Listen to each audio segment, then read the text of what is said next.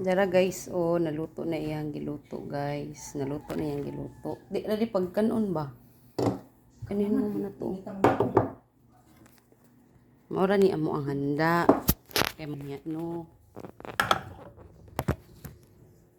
Luto jud na akong bana guys. Galuto gyud na siya. Amo ang vlog or sa tawag ani. Kaya ako ganahan ako mag live no. Ganahan kay mag live kay mag-review ko sa akong mga gipangbuhat ana. Dili jud ingon nga kanang kailangan jud nga ano kay di man ko kabalo pud mag-edit so para sa ko live lang. Dili man siya gusto niya kay short video lang daw ano. Makalingaw siya, mag-video labi na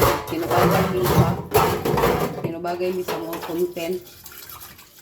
Mo kung yung content.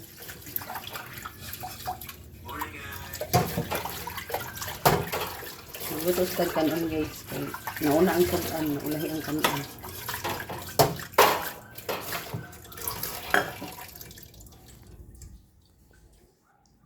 Pero wala dyan may rice.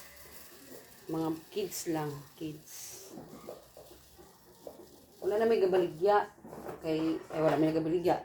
Wala may nag-open kay tungod birthday sa ko ang bugoy and birthday sa ko ang bugoy so dili na mi mo kuan dili na mi mo mag-open kay pating inita niya kapoy haggard ang test kung lakaw niya simple lang na ano good simple na celebration lang. Ang importante healthy. Kanya kana siya kay kuan man na siya gud nga bata kanang food is life. Yang request Rojas. Kay gusto niya mag kuan lang dito mag barbecue. Wala na iya ha. Dili na kailangan garbo-garbo kay mga utang ba yun?